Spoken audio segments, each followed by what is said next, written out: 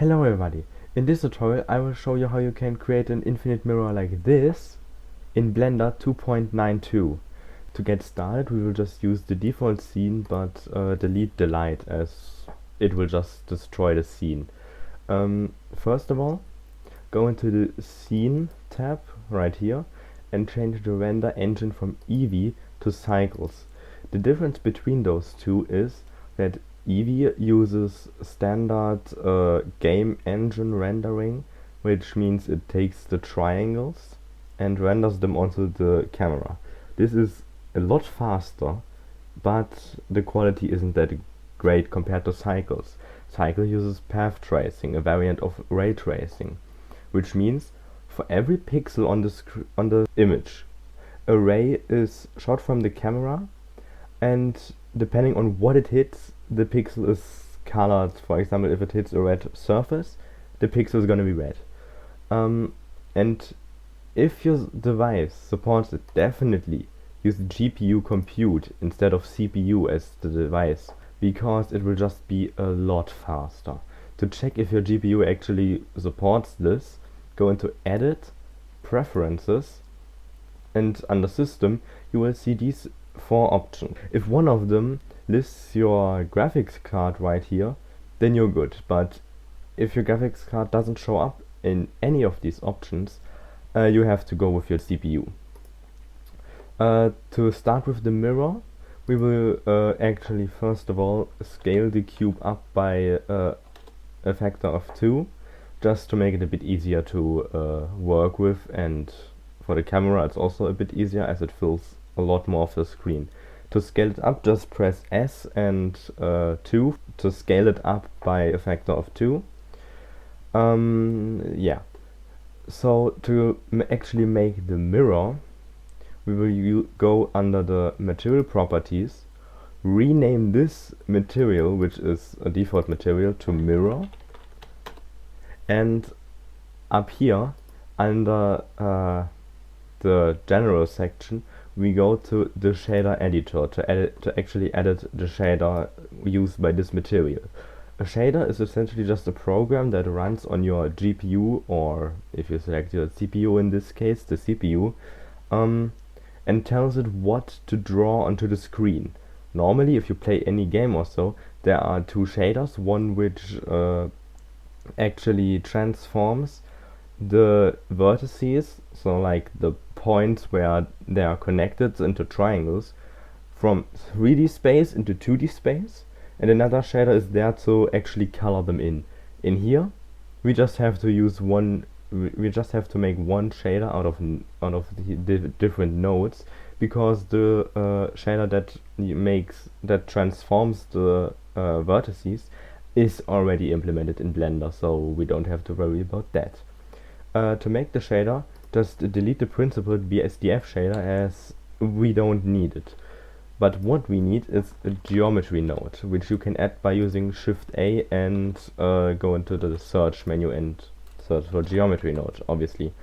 There are a lot of options, but the only one we're interested in is this back facing option, which just tells us if the ray hits the front or back of a vertex, or a face, which we use to check if the ray hits the front or back of the face it collides with.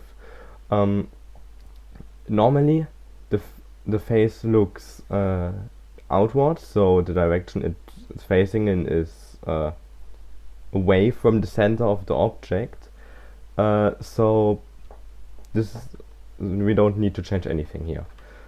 What we need to add is two shaders.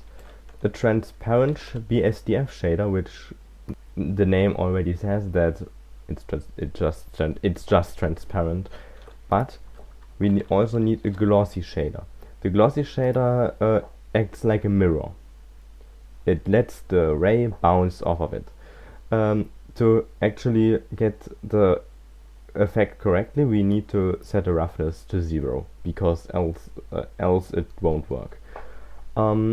To actually mix these two shaders together and make them work together, we use a mix shader node, connect the transparent BSDF to the first input, and the glossy BSDF to the second shader input, and the back facing part of the geometry node to the factor.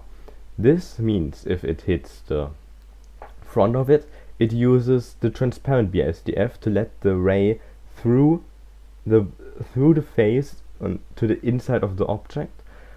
But if the ray hits a face on the hits a face from the inside of the object, it uses the glossy shader, in which case it just bounces around in there, and this is the effect we actually want. And to just finish it, get the shader output from the mix shader node and put it and connect it to the surface input of the material output node, so it actually puts the shader onto the object. Now that this is done, we can go back to the 3D viewport and go up in the top right to the viewport shading option to actually see the semi-finished product. As you can see, it's completely black, but don't worry, this is what we want, because if you now add a cube, for example, you still can't see anything. But if we create a new material and make it an emission material to actually emit light, you can see now we have an infinite mirror. But we probably don't want a big ass cube inside of our mirror. As you can see, it's pretty hard to see what's going on back there. To change that, we can scale this up by 2 as well. This is the second cube, and apply a wireframe modifier under the modifiers tab. And as you can see, now the mesh of the cube is only the outline of the actual cube. To increase the thickness, just change the number there. I like to put it at 0.1 meters. And there you go, you've created the case and the infinite mirror. Just apply the wireframe modifier by pressing the arrow and hit apply. And now you can't change it anymore, but it's a bit faster. But as you can see, this doesn't look that good because it's a hard edge back there. It doesn't go smoothly into infinity, but it just cuts off, which breaks the illusion of an infinity mirror. To get around this, we have to go again into the render properties window. Under light paths, you can see max bounces, and you can just increase the glossy bounces by a lot, and the total bounces as well, for example 16. And now you can see it's a lot smoother, because the further out it goes, the darker it's getting, and this way we have a smooth transition from being white to being black, which doesn't break the illusion anymore, obviously. Now if you just want to change the color of the case, go into material properties again, and under the color tab, you can just change the color to whatever you like. For example, beautiful green or orange. Now that we have that, what we can do is actually just place the camera to the viewport where so it actually looks in the direction we are looking at right now, by pressing Ctrl, Alt and 0. This way the camera looks from the same position and angle we are looking at onto the object we want to make it look at.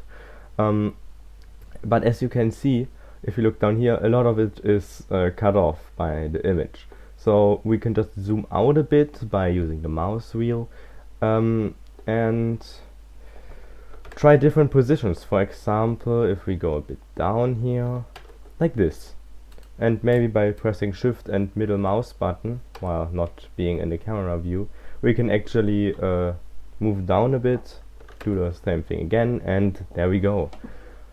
The only thing we need to do to make it actually look good, because if you look really close, you can actually see it's really noisy back there, and because we don't want to render a million samples just to make it look good, which will take like years. We can just go onto the render properties again, go under sampling, denoising, and enable the box next to render. This way the final image will have denoising enabled, which gets rid of all of this black noise back there and make it a lot more beautiful.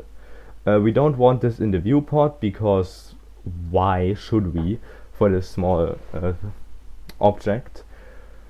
But yeah, now that we're done with the cube itself, just go under render and say render image, or press F12, and as you can see, it's now rendering the image with a total of 128 samples per tile.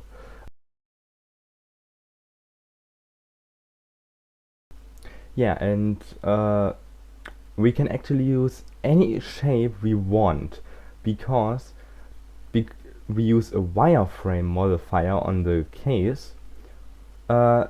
This is not dependent on any shape or form, and you can just apply the mirror material to anything you want, and there you go.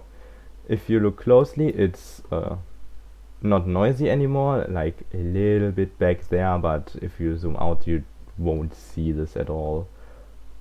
Yeah, and I hope you liked this tutorial, and bye.